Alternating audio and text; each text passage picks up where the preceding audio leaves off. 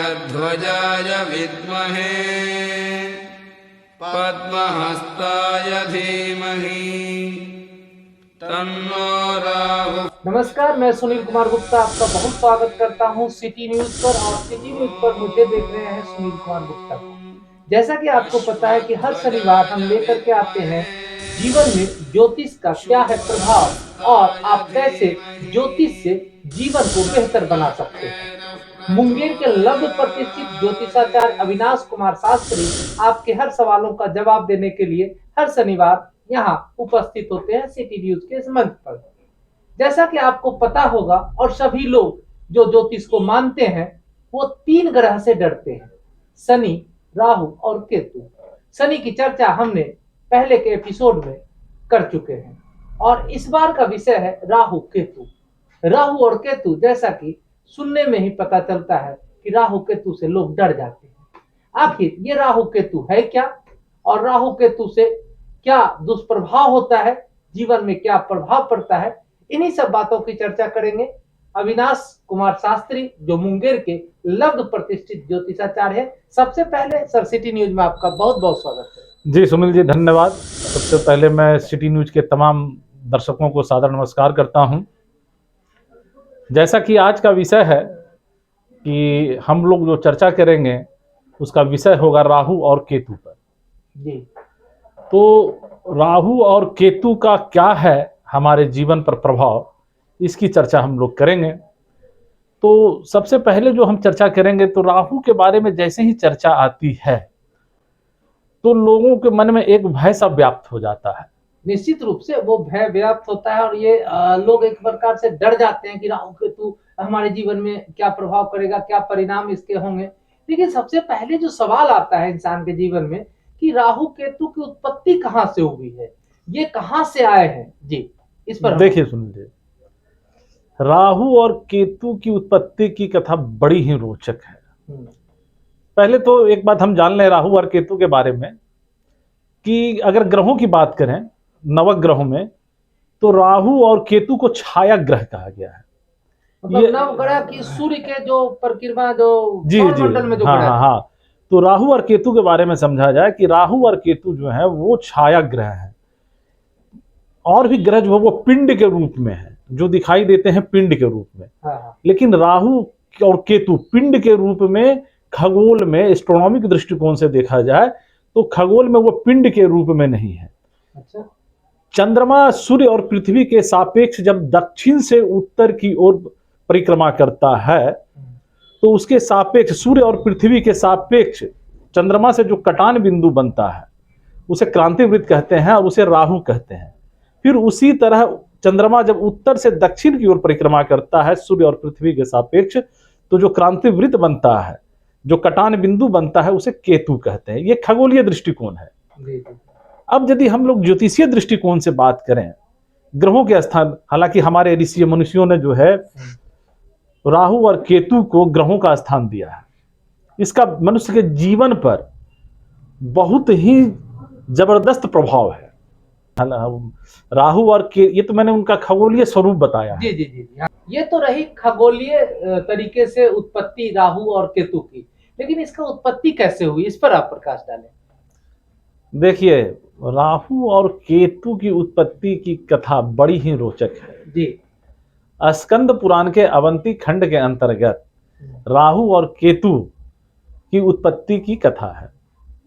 हालांकि और भी कथाएं हैं लेकिन ये बहुत ही प्रचलित कथा है। जी। पहले राहु को जाने हम लोग कि राहु कौन है। राहु जो है हिरण्यकश्यपु को हर कोई लगभग जो है जानते हैं। हिरण्यकश्यपु की बहन सिंहिका का पुत्र था। उसका नाम जो था स्वरभानु था। एक कथा और भी प्रचलित है कि देवता और असुरों ने मिलकर समुद्र का मंथन किया था जिसमें अमृत की प्राप्ति हुई थी और उस अमृत को छल से जो कि देवताओं और असुरों में बंटना था, तो देवता जो है देवताओं को भगवान विष्णु मोहिनी रूप में अमृत का पान करा रहे थे और असुर उनका पान नहीं कर सके, इसलिए भगवान विष्णु जो है वो मोहिनी रूप में थे। जी। लेकिन जो स्वरभानु नाम का जो दैत्य था, जो असुर था, उसे ऐसा लगा कि कहीं न कहीं असुरों के साथ में जो है वो छल हो रहा है, और वो अपना रूप बदलकर, चूंकि असुर तो मायावी होते ही हैं, अपना रूप बदलकर देवताओं की पंक्ति में बैठ गया जी। और उसने भी अमृत की बूंदें पी ली। लेकिन सूर्य और चंद्रमा ने उसे पहचान लिया कि यह स्वरभानु नाम का असुर है, और उसने विष्णु को सावधान किया, और विष्णु ने अपने सुदर्शन से उसका सर काटकर अलग कर दिया। चूंकि राहु ने अमृत का पान कर लिया, इसलिए वो अमर हो गया। तो कटा हुआ जो सर का हिस्सा है वो राहु कहलाया, और सर कटने के बाद जो धड़ का हिस्सा बचा, धड़ से लेकर पांव तक का, वो हिस्सा केतु कहलाया। तो ये इसकी उत्पत्ति की कथा है। मतलब सर भी जीवित रह गया और धड़ भी जीवित रह गया, क्योंकि उन्होंने अमृत का पान कर लिया था। लेकिन एक बड़ा सवाल है, और ये लोग सोचते भी हैं कि राहु केतु का जीवन पर क्या प्रभाव पड़ता है, राहु केतु से क्या हम लोगों पर प्रभाव पड़ेगा, इस पर आप प्रकाश डालें। देखिए सुनिए, राहु के प्रभाव को समझने से पहले यह जरूरी है कि राहु को समझा जाए जी। कि राहु है क्या। मैंने राहु भी कहीं ना कहीं अमृत की प्राप्ति करने के बाद वो नवग्रह में शामिल हो गए, देवता रूप में ही उनकी पूजा की जाती है। राहु के स्वरूप को समझना बहुत आवश्यक है राहु को समझने के लिए। राहु असुर कुल का है, तो राहु की वृत्ति जो होगी वो कहीं ना कहीं असुरों की ही होगी। आपने जैसे अभी पूछा कि इसका कुंडली पर क्या प्रभाव है, या इसका जीवन में, ये अभी कहा कि राहु और केतु जीवन में क्या प्रभाव डालते हैं, क्या ये जीवन में इंसान को परेशान करता है, ये राहु केतु कितना जीवन पर असर डाल सकता है। हाँ, तो इसी बात में कि राहु को समझने के पहले उसके स्वरूप को समझना आवश्यक है। जी। राहु असुर कुल है, असुर कुल है, दैत्य कुल है। तो आप पहले समझिए कि दैत्यों का स्वभाव क्या होता है, असुर का स्वभाव क्या होता है। कहीं ना कहीं लोगों को पीड़ा देने वाला। असुर का क्या कार्य है? पीड़ा देना। जब असुर देवताओं को पीड़ा दे सकते हैं तो मनुष्यों का क्या हल करेंगे? अच्छा। पीड़ा देने वाला, ये पीड़ा देने वाला ग्रह है। क्या क्या उसके जीवन में आ सकता है अगर किसी इंसान के जीवन में राहु का प्रवेश हो गया, और वो जो उसका कार्यकाल होगा? राहु के प्रवेश से अर्थ समझिए कि व्यक्ति के कुंडली में जैसे राहु की महादशा चल गई और राहु कुंडली में अच्छी स्थिति में नहीं है, तो राहु को कहा गया है विच्छेदात्मक ग्रह, यह विच्छेद कराता है। राहु की महादशा भी की जो महादशा होती है एक लंबी अवधि की होती है, 18 साल की महादशा होती है राहु की। अच्छा, मतलब जो इंसान के जीवन में अगर बुरा दिन आएगा अगर राहु के कारण, तो 18 साल तक चलेगा। जी, 18 साल तक। तो क्या क्या होगा उस दौरान? राहु की कुंडली में मैं एक चीज कर रहा हूं, कुंडली में राहु की स्थिति अगर अच्छी नहीं है तो राहु की महादशा में मैंने जो देखा है, अच्छी भी हो तो भी बहुत ही कटु और कड़वे अनुभवों से व्यक्ति को गुजरना होता है। जैसे उनके प्रियजनों से उनका विच्छेद हो सकता है, अर्थात मैं ये भी कह सकता हूं कि जैसे किसी प्रिय व्यक्ति की, प्रियजनों की मृत्यु हो जाना, उनकी उनका साथ छोड़कर उनको चले जाना, कार्य क्षेत्र में परेशान, मतलब कहीं ना कहीं सफलता का नहीं मिलना, कोई भी योजना का सफल नहीं होना, धन की तंगी हो जाना। और राहु अगर कहीं ना कहीं अगर तो बुरे भाव में हो तो जेल यात्रा भी करनी पड़ती है।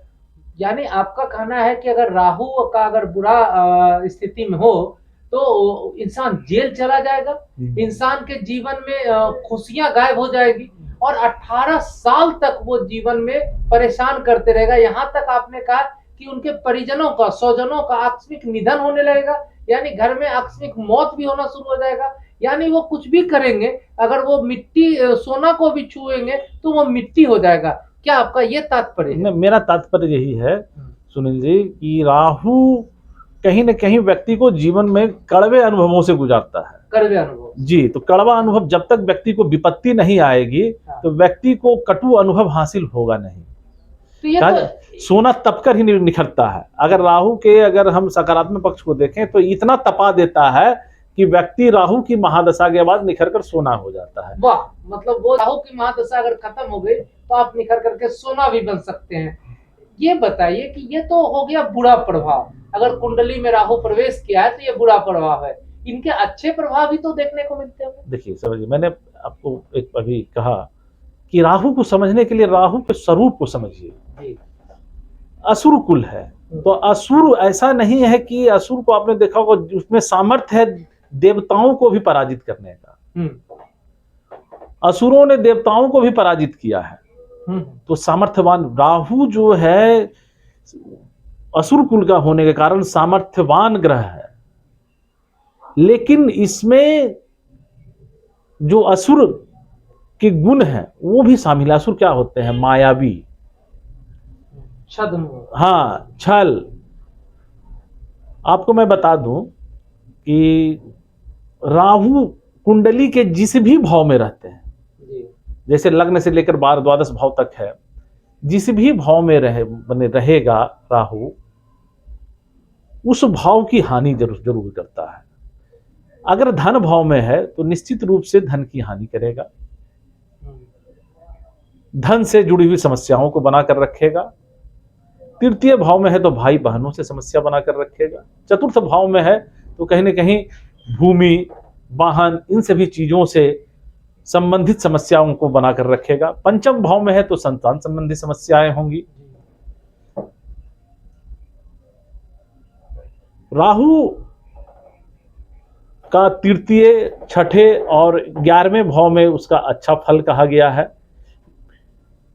फिर भी जिस भी स्थान में हो उस स्थान से जुड़ा हुआ या कहीं न कहीं बुरा फल देता है। कुंडली में राहु केतु का क्या प्रभाव होता है इस पर? उसी प्रभाव के बारे में तो मैंने कहा कि कुंडली में जो है राहु जिस भी स्थान में होगा, जिस भी स्थान में होगा, जिस भी भाव में, वो प्रथम, द्वितीय, तृतीय चर्चा। जी, मैंने उसकी चर्चा की। जैसे आपने कहा कि राहु केतु इंसान के जीवन में अगर कुंडली में प्रवेश किया तो जैसी दशा रहेगी उसके अनुसार उनको फल भी मिलेगा। लेकिन एक बात यहाँ पर उठता है कि राहु केतु से अगर इंसान के जीवन में इतना नुकसान है तो राहु केतु के प्रभाव से कैसे बचा जा सकता है, और कैसे ज्योतिष विद्या से राहु केतु के दुष्प्रभाव से हम कम कर सकते हैं और इंसान का जीवन बेहतर हो सकता है? ये सवाल सभी दर्शक भी जानना चाहेंगे। देखिए, मैंने भी राहु को समझना आवश्यक है। राहु ऐसा भी नहीं है कि राहु सिर्फ बुरा फल ही देता है। राहु को समझिए, राहु अगर शुभ प्रभाव में है, कुंडली में शुभ स्थिति में है, तो राहु वो अन्वेषण, राहु को समझिए, राहु योजनाओं को बनाता है। चूंकि मैंने एक बात अभी कही थी कि आप इसकी परिकल्पना कीजिए, राहु सर है, यानी उसके पास मस्तिष्क है। जितने भी खोजी काम है, अन्वेषण का काम है, उसमें राहु का योगदान होता है। चाहे विज्ञान से जुड़ा हुआ खोज हो, किसी भी क्षेत्र से संबंधित खोज हो, उसमें राहु का बहुत बड़ा योगदान होता है। राहु में सोचने की क्षमता होती है। जितने भी बड़े योजनाकार होते हैं, जो बड़ी योजनाओं को बनाते हैं और उनमें सफलता प्राप्त करते हैं, यानी कहीं न कहीं उनके कुंडली में उनके राहु की स्थिति अच्छी होती है। जितने भी बड़े अपराधी हैं, बड़े तस्कर हैं, बड़े नेता हैं, उनकी राहु की स्थिति अच्छी होती है।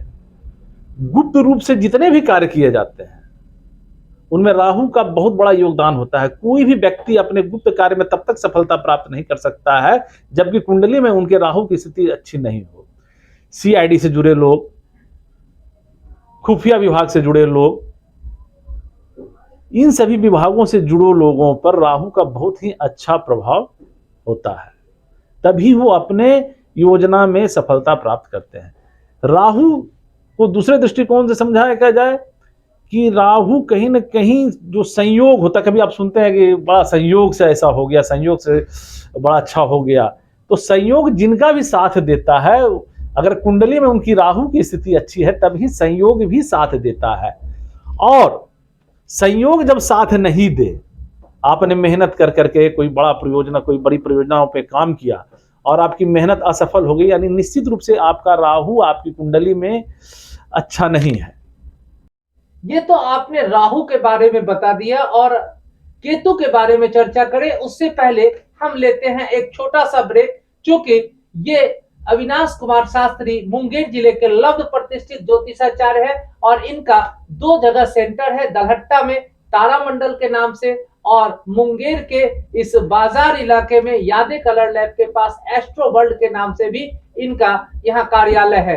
तो अगर आप जीवन में किसी तरह से परेशानी आ रही है और आपको लगता है कोई काम करते हैं और हो नहीं पा रहा है, मेहनत बहुत कर रहे हैं लेकिन फल थोड़ा मिल रहा है, तो पूरा फल मिले, जीवन बेहतर हो, तो आप तारामंडल आ सकते हैं या एस्ट्रो वर्ल्ड आ सकते हैं। मिलते हैं एक छोटे से ब्रेक के बाद, कहीं नहीं जाइए।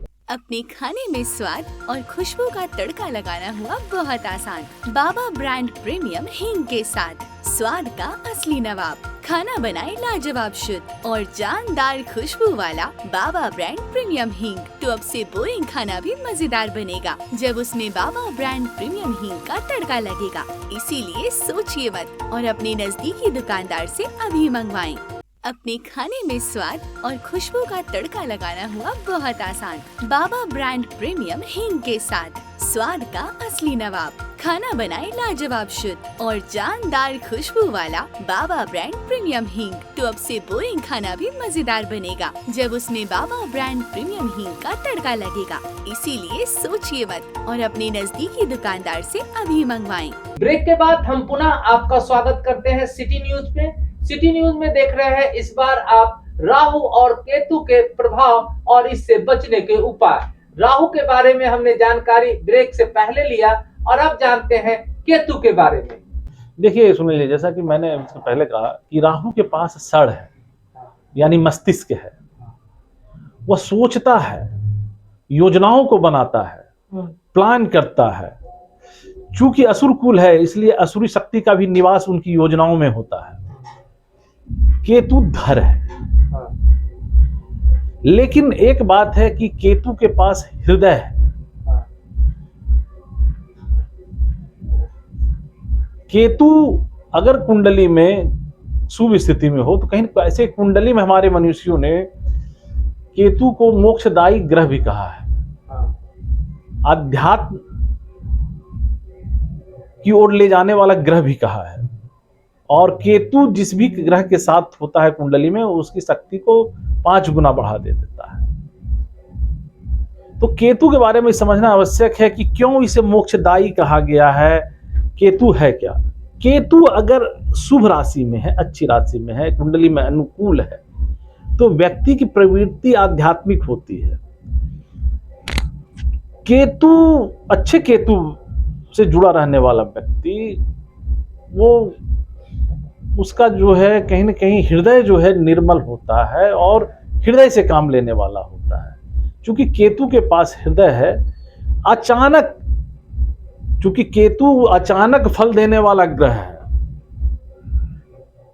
तो आपने देखा होगा, आपने हृदय परिवर्तन, जैसे अचानक जो किसी का हृदय परिवर्तन होता है, किसी और झुकाव होता है, तो उसमें केतु का बहुत बड़ा मुख्य योगदान होता है।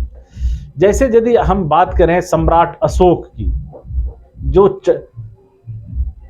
जो चंडाशोक के बाद देव नाम प्रियदर्शी नाम से भी विख्यात हो गए, उसी सम्राट अशोक की, उनका जो हृदय परिवर्तन हुआ कलिंग के युद्ध के बाद, तो कहीं न कहीं उन केतु जब तक उनकी कुंडली में अच्छा नहीं हुआ होगा, तब तक ये स्थिति नहीं बन सकती है।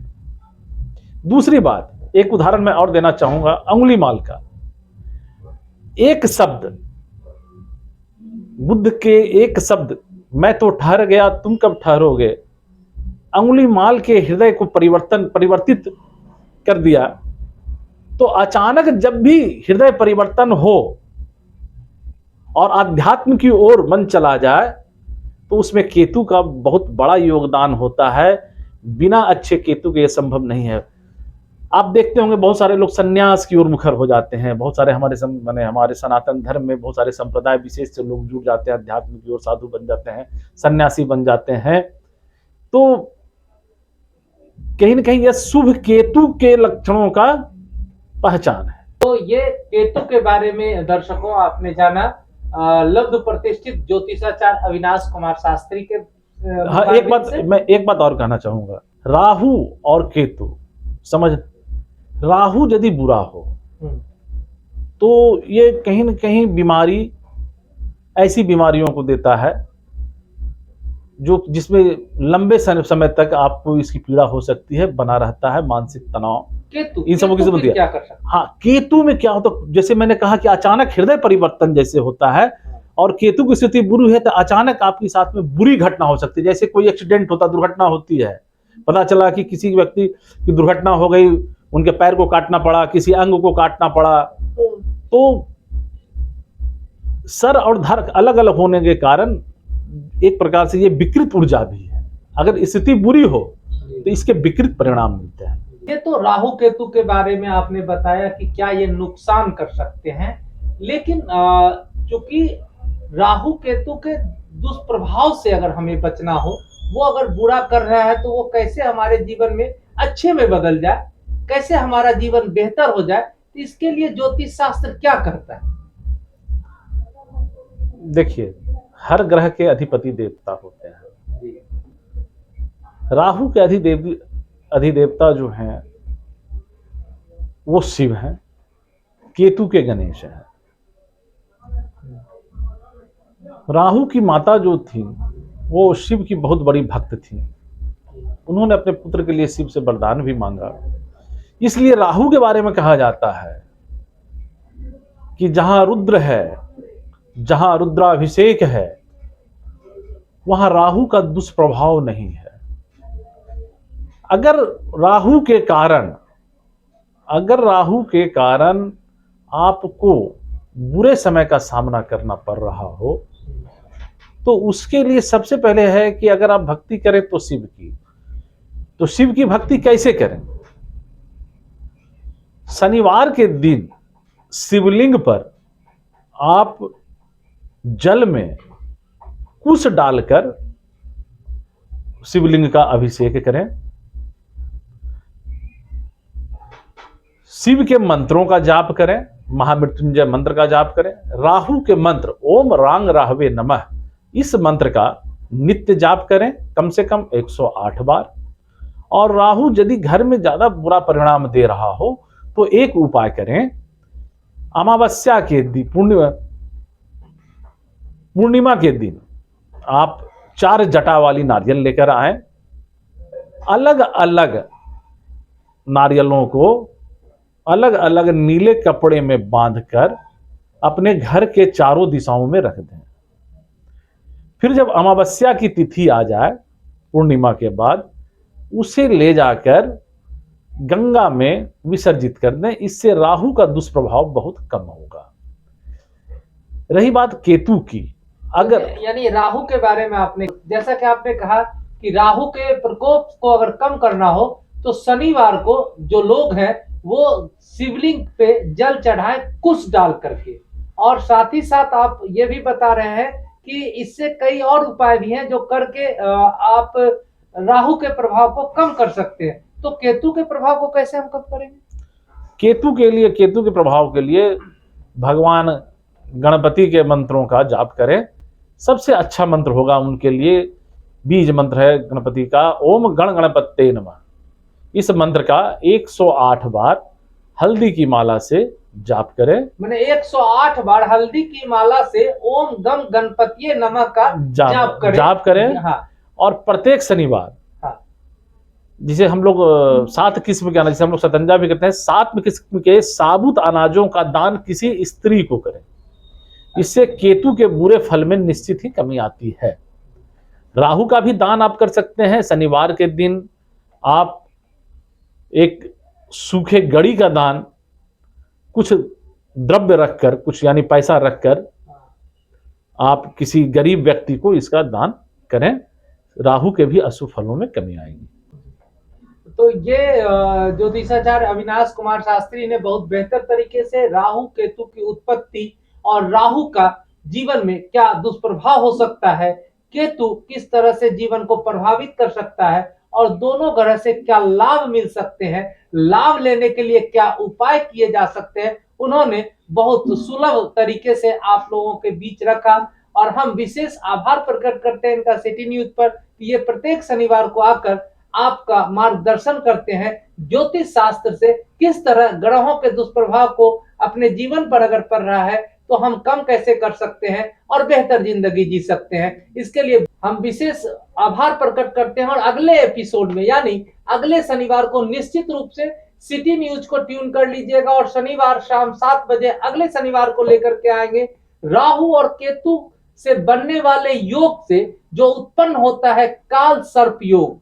वो काल सर्प योग क्या है और कैसे आपके जीवन को काल सर्प योग प्रभावित करता है और काल सर्प योग से कैसे हम बचे, ये विषय को लेकर के आ रहे हैं अगले शनिवार। निश्चित रूप से हमारे सिटी न्यूज को देखते रहे और इस वीडियो को अगर फेसबुक के माध्यम से देख रहे हैं तो फेसबुक पेज को फॉलो कर लें, यूट्यूब के माध्यम से देख रहे हैं तो सब्सक्राइब कर लें, साथ ही साथ प्ले स्टोर में जाकर सिटी न्यूज मुंगेर के ऐप को भी डाउनलोड कर ले। बहुत बहुत धन्यवाद।